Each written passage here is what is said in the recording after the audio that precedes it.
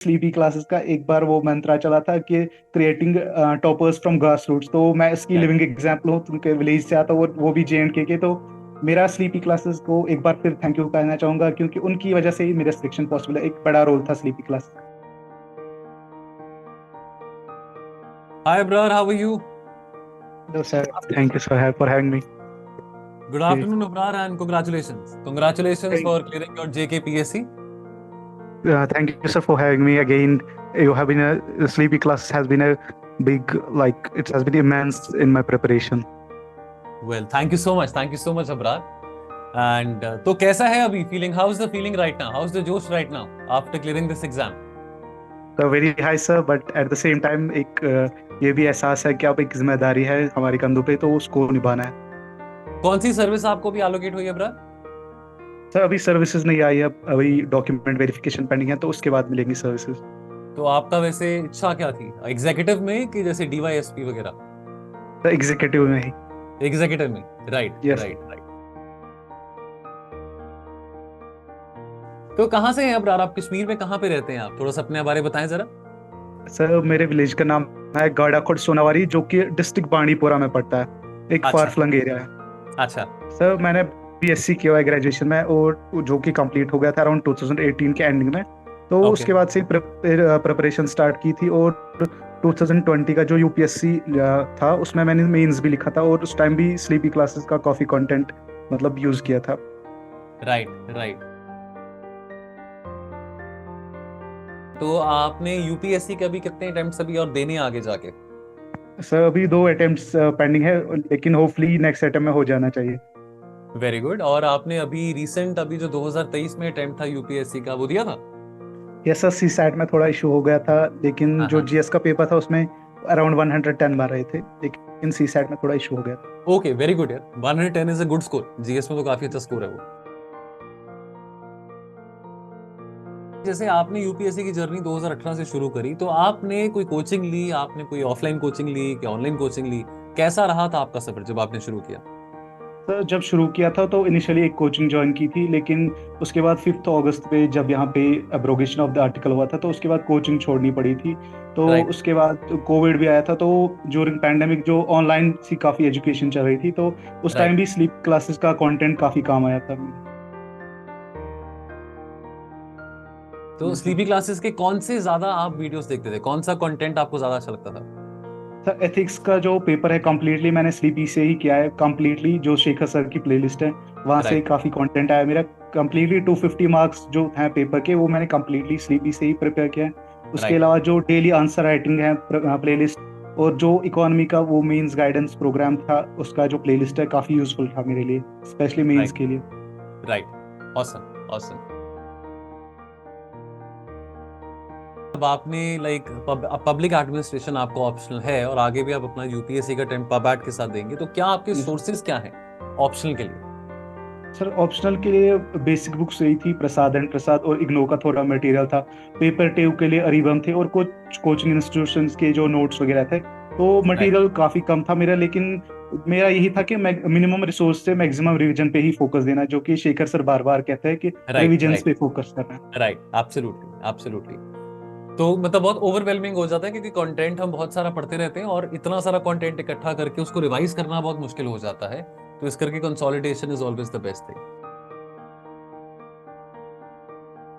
तो जैसे अभी प्रीलिम्स का थोड़ा पैटर्न आप देख रहे हैं कि बड़ा लाइक क्वेश्चंस थोड़े टफ आ रहे हैं, पिछले 2-3 साल के प्रीलिम्स ऐसे रह चुके हैं। तो क्या आपका क्या लाइक इसमें कहना होगा प्रीलिम्स को लेके, और प्रीलिम्स कितना आपके हिसाब से अब कॉम्पिटिटिव हो रहा है? सर प्रीलिम्स तो काफ़ी कॉम्पिटिटिव हो रहा है, और काफ़ी ट्रिकी भी हो रहा है, क्योंकि काफ़ी सारे क्वेश्चंस, जैसे कि ओरेंगुटन वाला क्वेश्चन जो UPSC में इस बार था, काफ़ी अजीब सा था। लेकिन जो मेरा जो था कि काफ़ी टाइम से जो एक नेटफ्लिक्स की एक डॉक्यूमेंट्री है और प्लैनेट, तो उससे काफ़ी क्वेश्चंस पूछ रहा है UPSC। जो राइट ओरेंगुटन का वाला क्वेश्चन था वो डायरेक्टली उसी से लिया गया था। अगर हम देखें जो राइट। सर डेविड ओटनबरा नरेट कर रही थी स्टोरी, तो हाँ उससे हाँ। एक मैंने नोटिस किया कि लास्ट 2 ईयर्स में 2 क्वेश्चंस वहां से आ रहे हैं। तो UPSC काफी डाइवर्स चीजों से क्वेश्चन पूछ रहा है, तो राइट ना कि सिर्फ बुक से बल्कि काफी और रिसोर्सेज से काफी पूछ रहा है अभी UPSC। राइट। Absolutely absolutely. तो नेटफ्लिक्स के शौकीन है आप? सर नेटफ्लिक्स तो मेरा डीएक्टिवेट ही था अभी तक अकाउंट, लेकिन हाँ यूट्यूब हाँ। पे फ्री मिल रहा था वो डॉक्यूमेंट्री, तो मैंने देखी हुई थी, तो वहीं से अच्छा, मेरा वो क्वेश्चन ठीक भी गया था। तो क्या करते हैं क्या फ्री टाइम में, जैसे आपके पास टाइम फ्री होता है तो कैसे अपना, कैसे दिनचर्या कैसे रहती है आपकी? सर मैं ज्यादातर पॉडकास्ट सुनता हूँ और स्लीपी के वीडियोस देखता हूँ। जो हाँ हाँ। शेखर सर का एक और चैनल है ओट्सू कोट्सू, मैं उसका बहुत ओट्सो बड़ा गोट्सो, फैन राइट हूँ, राइट उसका बहुत राइट, बड़ा ग्रेट। फैन हूँ। जैसे हम जीएस की बात करें ना, जीएस में आपकी क्या स्ट्रैटेजी रही है? जीएस के लिए आपने क्या क्या सोर्सेज पे रिलाई किया था, जीएस 1 2 3 4 की अगर हम बात करें? सर जो बेसिक बुक्स हैं जैसे कि एनसीईआरटीज हैं फॉर जियोग्राफी एंड हिस्ट्री, उसी के नोट्स बनाए थे, और रेफरेंस बुक्स में स्पेक्ट्रम या लक्ष्मीकांत के नोट्स बनाए थे। और नोट मेकिंग में क्या किया था कि करंट अफेयर्स का भी जो भी मटेरियल आ रहा था मैगजीन से या न्यूज़पेपर से, उसमें एडिशन किए थे, और ओवर पीरियड ऑफ टाइम उसमें काफ़ी एडिशंस हुए थे, तो उसी रिसोर्स को यूज़ किया। कुछ खास रिसोर्सेज नहीं किए। और स्लीपी का कंटेंट मैं अगेन मेंशन करना चाहूँगा, फी मिनट सीरीज का था, या आपके जो इंटरनेशनल रिलेशंस के वीडियो से काफ़ी हेल्पफुल थे, उनसे काफ़ी नोट्स में ऐड किया, और हेल्पफुल रहा काफ़ी एग्जाम। ग्रेट। और जैसे टेस्ट सीरीज की अगर हम बात करें तो आंसर राइटिंग का कुछ आपने प्रोग्राम की ज्वाइन किया था? सर जो पहले तो जो आपका फ्री आंसर राइटिंग का प्रोग्राम था, डेली जी आंसर राइटिंग, तो जी। वो मैं कंप्लीटली देख रहा था। और यहाँ पे एक लोकल इंस्टीट्यूट में मैंने टेस्ट सीरीज ज्वाइन की थी, तो मैंने वहाँ पे कुछ टेस्ट दिए थे मेन से पहले, जेकेपीएससी के मेन से पहले।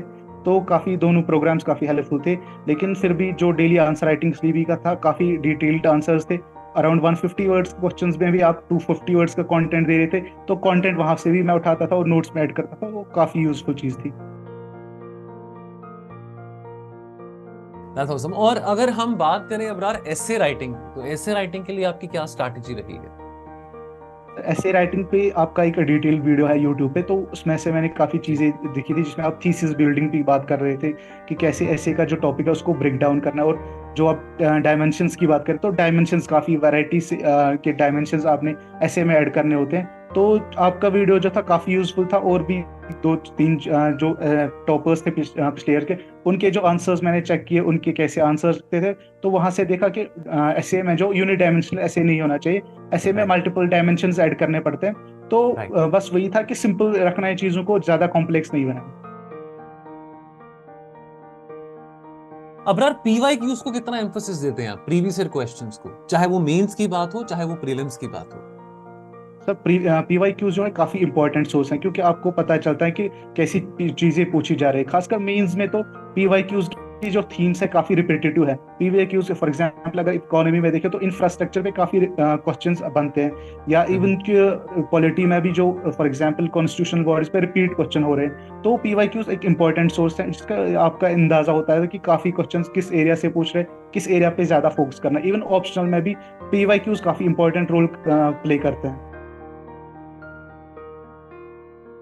प्रीलिम्स की बात करें तो प्रीलिम्स में कोई टेस्ट सीरीज आपने ज्वाइन करी हो, प्रीलिम्स जैसे जम्मू कश्मीर का आपने पेपर दिया, या चाहे हम यूपीएससी की बात करें, तो मेरे हिसाब से प्रीलिम्स, शायद इस बात से आप इत्तेफाक रखते होंगे कि प्रीलिम्स जो है वो थोड़ा हर जगह स्टेट में भी और यूपीएससी में भी बहुत ट्रिकी हो रहा है, और वही सबसे पहला पहाड़ होता है क्लियर करने का। बाद में मेंस, अगर तैयारी अच्छी तो मेंस निकल जाता है। तो दो सवाल पूछूंगा, पहला तो कि प्री ओरिएंटेड आपकी क्या स्ट्रैटेजी रही है, और आने वाले समय में आप प्री की क्या स्ट्रैटेजी रखने वाले हैं? सर मेरा ये है कि पीवाई क्यूज काफी इंपॉर्टेंट सोर्स है आपके लिए। अगर आप पीवाई क्यूज करके जाते हैं तो काफी एज मिलेगा और अदर एस्पिरेंट्स को आपको। लेकिन आप जैसे स्लीपी क्लासेस के 2 टेस्ट हुए थे प्री से पहले, यूपीएससी के प्री से पहले, तो काफी जी अच्छा मटेरियल था, मैंने वो अटेम्प्ट किए थे टेस्ट, और जी। ठीक ठाक स्कोर भी रहा था मेरा।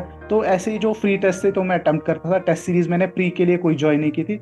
तो अच्छा। पीवाई क्यूज मैंने लेकिन डिटेल्स किए थे, और आपके जो पीवाई क्यूज पे सेशंस भी चले थे 2-3 घंटे के लंबे, जी तो जी जी वो जी मैंने जी। वो मैंने देखे हुए थे, तो वहां से काफी हेल्पफुल हुआ मेरे लिए वो जी सेशंस। जी, तो मतलब दैट इज वेरी गुड कि आपने बिना किसी टेस्ट सीरीज के आपने प्रीलिम्स क्रैक किया। यस आपने सर। यूपीएससी में प्रीलिम्स क्रैक किया, यस। जम्मू कश्मीर के पेपर में रैंक लिया, और आपने कोई टेस्ट सीरीज नहीं ज्वाइन करी। तो मतलब ऐसा जरूरी नहीं है कि टेस्ट सीरीज ज्वाइन करनी ही है, बट हम पीवाईक्यूज के ऊपर एम्फसाइज करके भी अपना स्कोर अच्छा कर सकते हैं।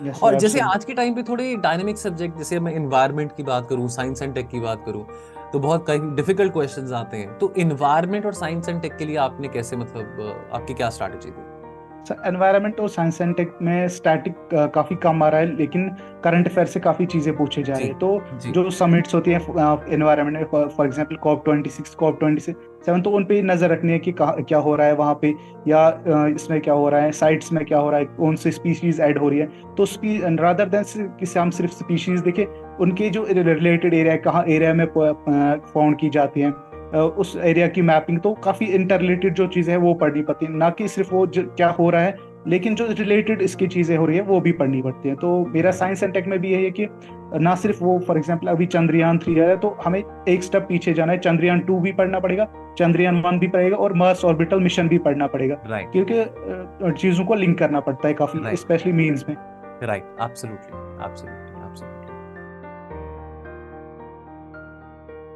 एनी पीस ऑफ एडवाइस और एनी मैसेज आप कहना चाहेंगे यहाँ पे बच्चों के लिए जो JKPCS के एस्पिरेंट्स हो या UPSC के एस्पिरेंट्स हो, any piece of advice you would want to give them? मैं सिर्फ ये कहना चाहूँगा कि इंटरनेट पे काफ़ी सारा इन्फॉर्मेशन पड़ा है, लेकिन एग्ज़ाम के लिए रिलेटेड जो काफ़ी कंटेंट है यूट्यूब पे काफ़ी, या और सोर्सेज पे काफ़ी क्वालिटी मटेरियल है, तो उससे फ़ायदा उठाइए। खासकर मैं एक बार फिर शेखर सर और श्रद्धा मैम को मतलब अपनी तरफ से बधाइयाँ देना चाहूँगा, क्योंकि उसमें जो सिलेक्शन हुई उसमें काफ़ी रोल उन लोगों का भी है। तो मैं अगेन मेंशन करना चाहूँगा कि स्लीपी क्लासेस का एक बार वो मंत्रा चला था कि creating toppers from grass roots, तो मैं इसकी Right. लिविंग एग्जाम्पल हूँ, उनके विलेज से आता हूँ, और वो भी JNK के। तो मेरा स्लीपी क्लासेस को एक बार फिर थैंक यू कहना चाहूँगा, क्योंकि उनकी वजह से ही मेरा सिलेक्शन पॉसिबल है, एक बड़ा रोल था स्लीपी क्लास।